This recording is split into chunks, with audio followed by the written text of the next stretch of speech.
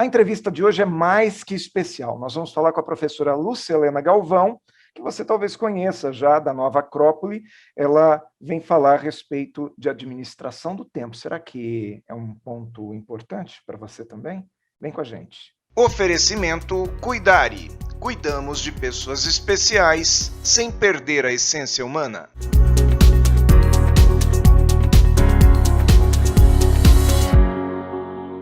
Café Corporativo aqui no canal 25 e também no nosso YouTube, que é youtube.com.br/Café Corporativo. Nós estamos aqui hoje para falar a respeito de administração do tempo e a nossa convidada é a professora Lucilena Galvão. Lucilena Galvão é professora de filosofia da organização Nova Acrópole do Brasil. Ela há 35 anos na instituição, é uma das palestrantes mais antigas e ativas. Ela é poetisa, já publicou 4 livros, além de produzir também artigos e crônicas frequentemente publicados pela imprensa em todo o país. Ela profere ainda palestras e conferências regularmente para grandes públicos no Brasil e em outros países também. Professora Lucilena, muito bem-vinda ao Café Corporativo, obrigado por estar conosco aqui, ter vindo ao nosso programa. Eu que agradeço, Aguinaldo. Muito obrigada pelo convite. Professora, nós estamos agora vivendo um momento de muita tensão, de muita complexidade, nós estamos em meio a uma pandemia, e isso, por consequência, nos impede ou nos limita de fazer planos, né? Os nossos planos estão muito a curto prazo e, às vezes, eles têm que ser alterados também conforme os acontecimentos. E muitas vezes nós ficamos confusos. Nesse momento, é possível definir prioridades? Como que nós definimos aquilo que realmente é importante para nós? Bom, você deve saber que eu costumo ensinar aos meus alunos, como professora de filosofia, eu acho extremamente importante, ensino a administração do tempo. E uma boa coordenação do tempo começa com a vida inteira, com um plano macro. É como se você imaginasse que você vai construir uma casa. A primeira coisa que você faz é chamar o arquiteto, ele faz a planta pronta. Todo dia o mestre de obras, para saber o que fazer hoje, ele vai dar uma olhadinha nessa planta e saber onde ele quer chegar com tudo isso. Então, quando nós sabemos o que queremos construir como seres humanos, que rastro queremos deixar no mundo, independente das circunstâncias, a gente adapta as condições do momento, mas não se perde, não fica desorientado ou desnorteado, porque um propósito, um sentido de vida claro é sempre um oriente, é sempre um norte. É como um bom carro.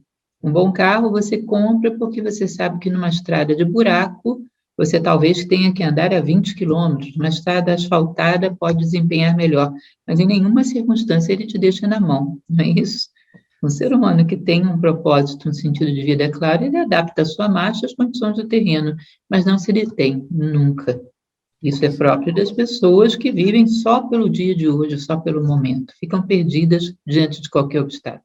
E o que a senhora está dizendo é que numa construção eu posso eventualmente ter um dia de chuva, onde não seja possível aquele trabalhador que faz a construção trabalhar, mas aí ele vai para um trabalho interno, ele faz alguma outra coisa, que seja possível também nós entregarmos no final da obra aquela casa pronta, é isso?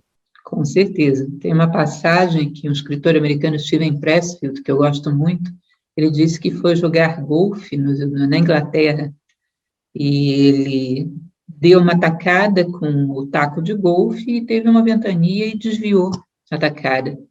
E ele lamentou, nossa, que droga, se não fosse essa ventania. E o caddy em inglês, que é aquele que carrega os tacos, né, falou, pois é, mas o senhor tem que contar com o vento. Campo ideal só no céu. Tudo que a gente faz na Terra, a gente tem que contar com o vento, com a chuva, com todas as intempéries e saber se manter em ação assim mesmo. Nós sabemos que as crises, elas são reais, elas acontecem, elas de fato interferem na nossa vida profissional, pessoal, em tudo aquilo que a gente quer fazer. Mas existem também pessoas que usem a crise como desculpa, a senhora concorda com essa afirmação, professora? Com certeza. Nós fazemos um pouco daquele mito da Penélope, né?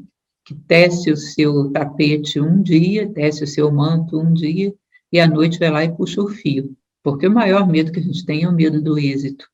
Vai que a gente conclui, vai que a gente chega àquilo que a gente planeja, vai gerar uma necessidade de mudança das nossas respostas e reações à vida, que vai dar um trabalho danado. Então, a gente se auto-boicota. Se não tiver dificuldade, a gente inventa, mas a gente tem que arrumar uma forma de não chegar lá. porque não queremos mudar. Isso é um dos elementos mais comuns.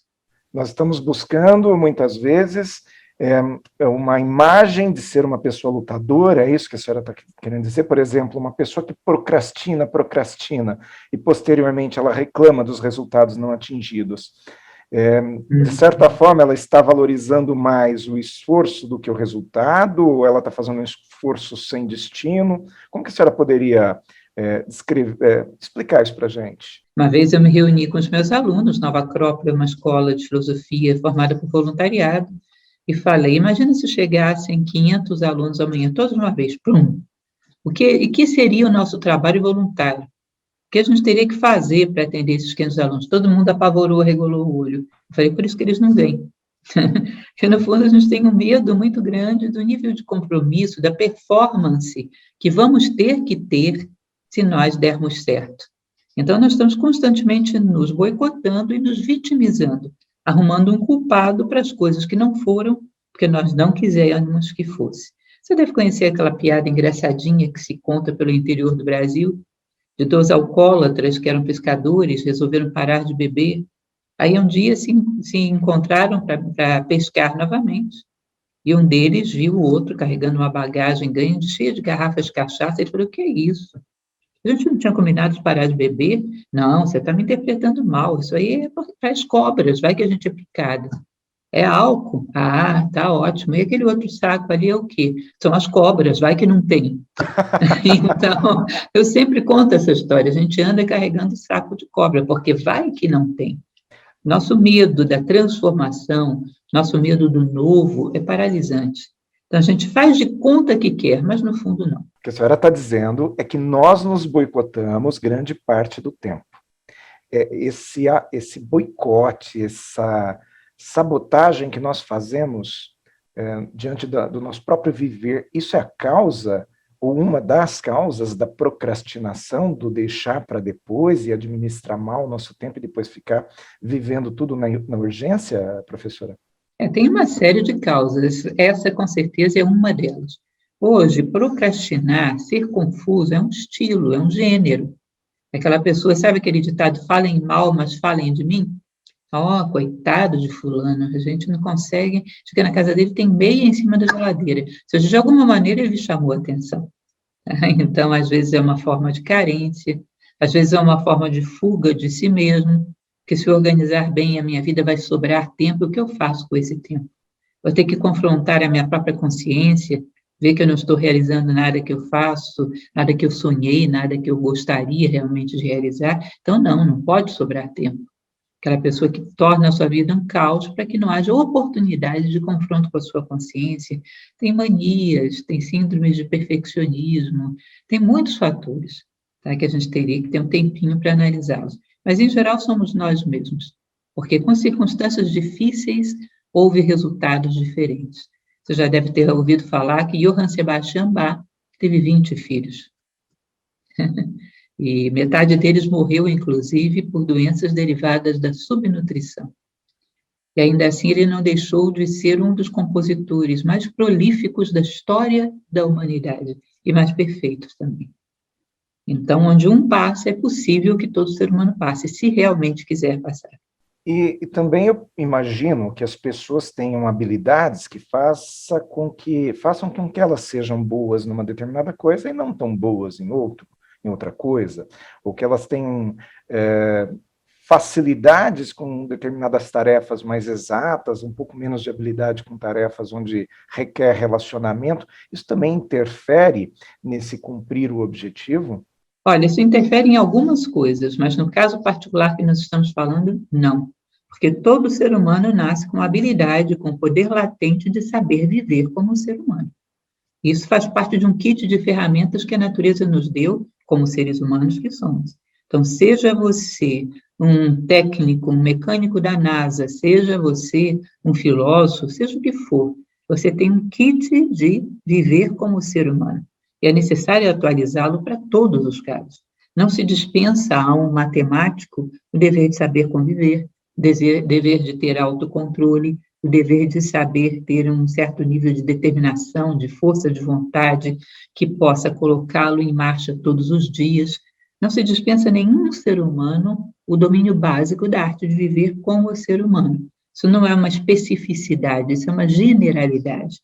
Faz parte daquilo que a natureza nos concedeu e também daquilo que ela espera de nós. Muito bom.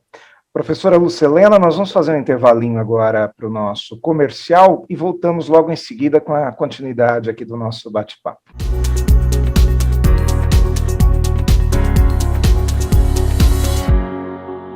Olá, pessoal do Café Corporativo, tudo bem com vocês? Espero que sim.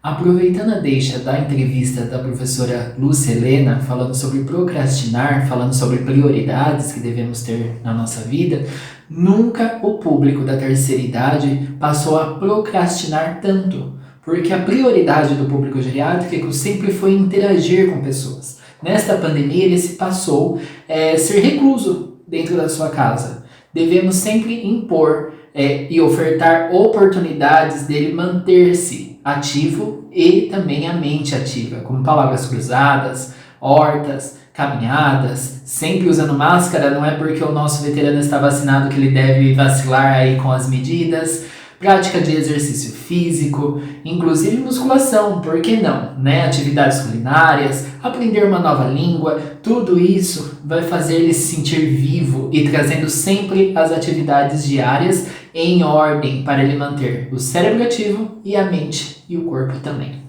Até logo, espero ter ajudado de alguma maneira e até breve. Tchau, tchau.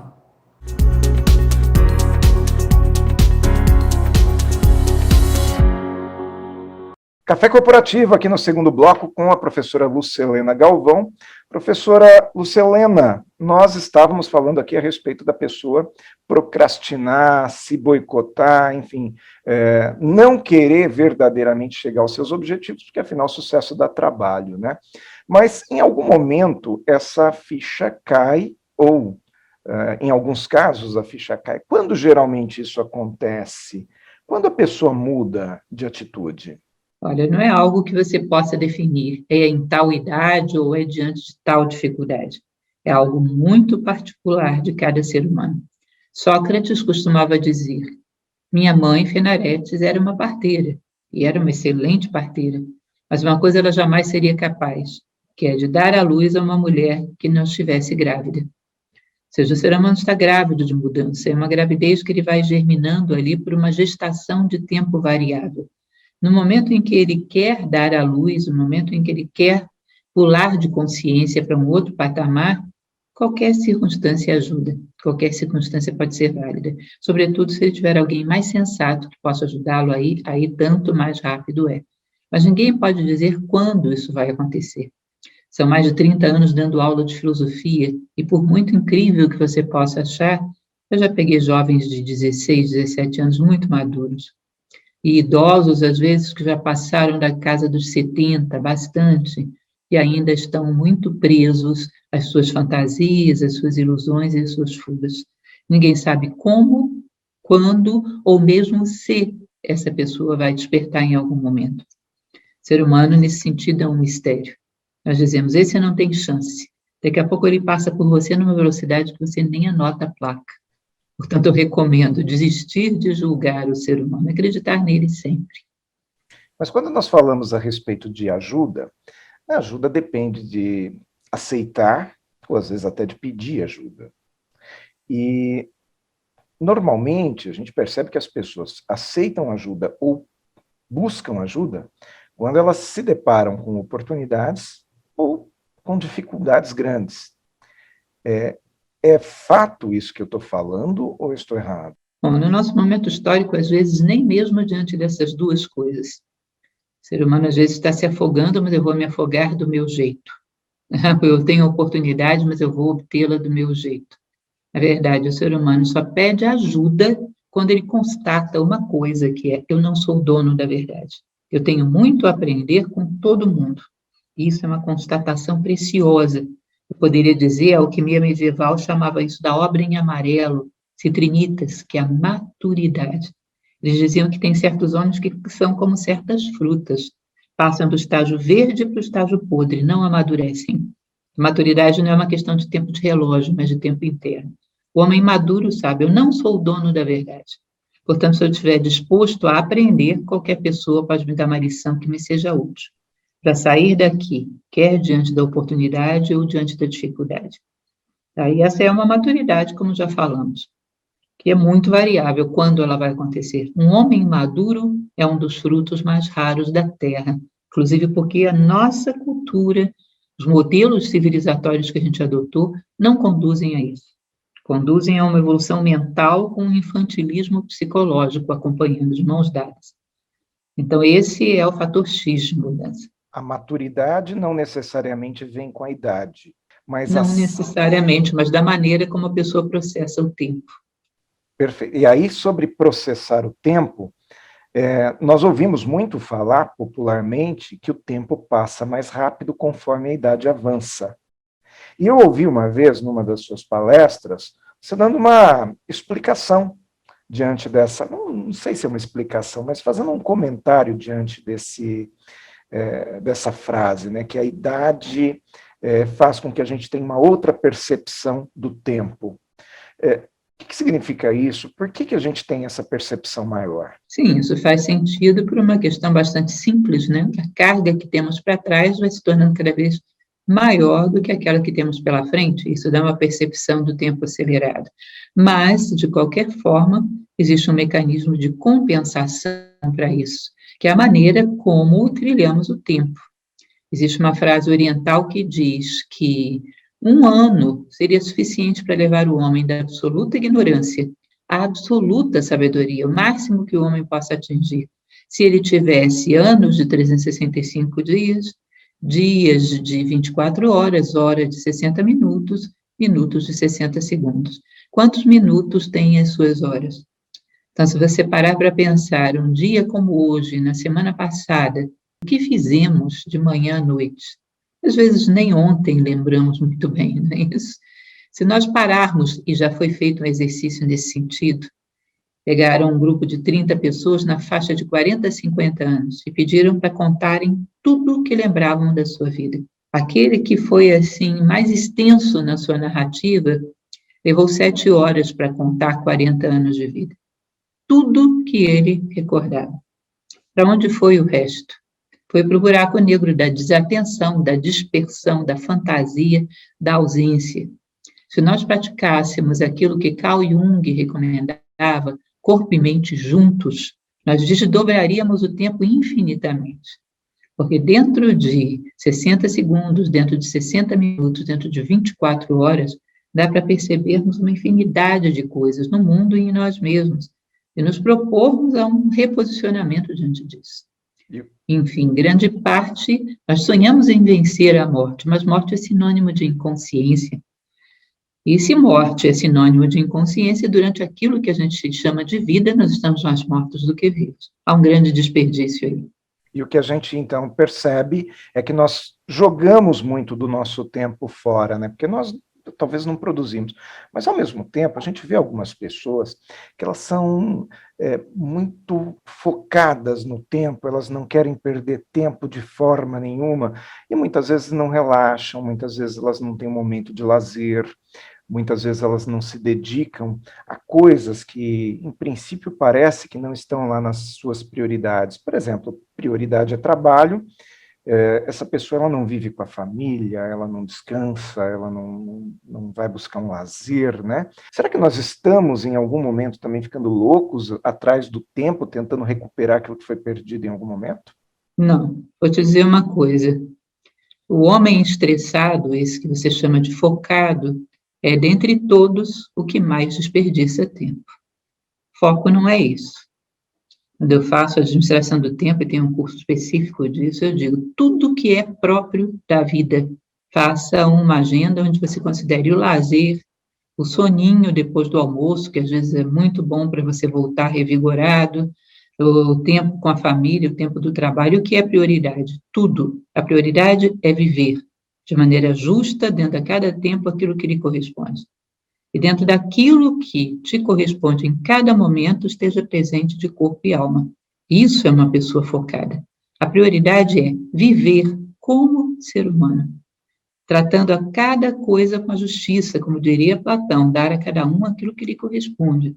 seja, o momento do seu lazer, você está estressado pensando em problemas, você é um grande esbanjador de tempo, porque o teu lazer compõe com a tua vida. No momento do teu filho, você está pensando em outra coisa, você está esbanjando o tempo.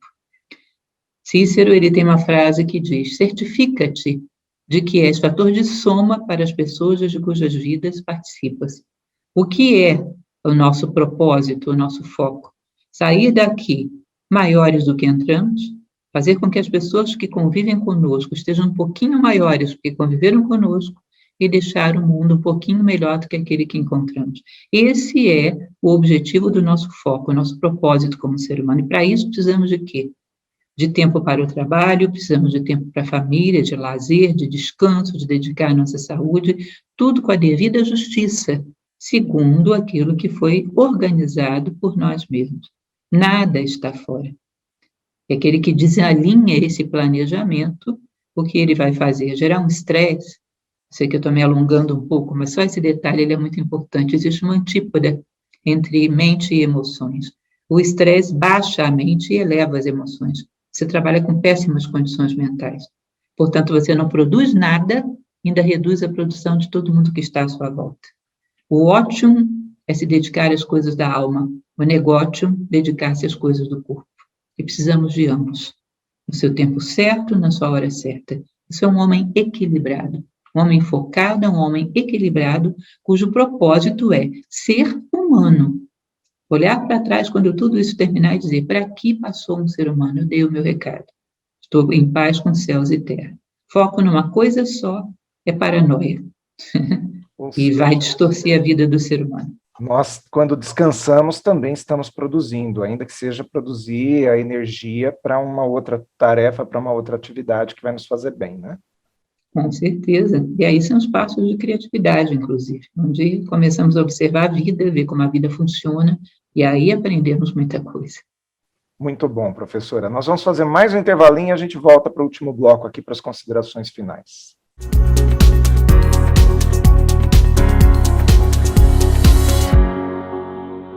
Mais cafeína aqui no nosso Café Corporativo de hoje com a professora Lucilena Galvão, que gentilmente vem nos conceder aqui uma entrevista. Professora, principalmente profissionais de pequenas empresas, eles têm tarefas diversas, eles fazem muitas coisas, e a desculpa que se dá é que se perde no tempo em função de tantas demandas que vêm de canais diferentes todos os dias. O que a senhora poderia dar como recomendação, como sugestão, para que essa pessoa pudesse iniciar um trabalho de administração do seu próprio tempo? É um elemento fundamental, e hoje todo mundo empresarial está parando para pensar nisso, é que já não se admite que o ser humano seja meio, tem que ser um fim em si. Portanto, nunca considere que seja lá o que for que você tenha que fazer, é mais importante do que o ser humano que está no princípio e o ser humano que está no final. O ser humano que está no princípio é você, que se realiza através daquilo que faz, que tem a sua subsistência, mas também tem que ter uma dose de realização, de colocar o seu melhor ali. E o ser humano que está no final é aquele que, de alguma maneira, vai ter um atendimento humano das suas necessidades. Já passou o tempo da gente considerar que um bom empreendedor é aquele que gera coisas. Um bom empreendedor é aquele que gera seres humanos satisfeitos, porque participaram do processo ou porque foram beneficiados por ele.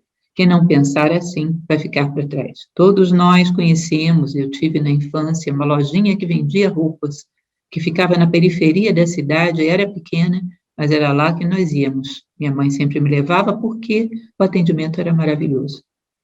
Ou aquele médico, ou às vezes aquela panificadora, que ficava em outro bairro, mas a gente ia lá porque lá o atendimento era maravilhoso. Vai chegar um determinado momento que aquele que coloca o ser humano só como meio e não como um fim em si, necessariamente vai ser ultrapassado e vai ficar para trás. O ser humano é sempre o princípio e o fim de todo o processo, incluindo nesse processo a tua própria realização.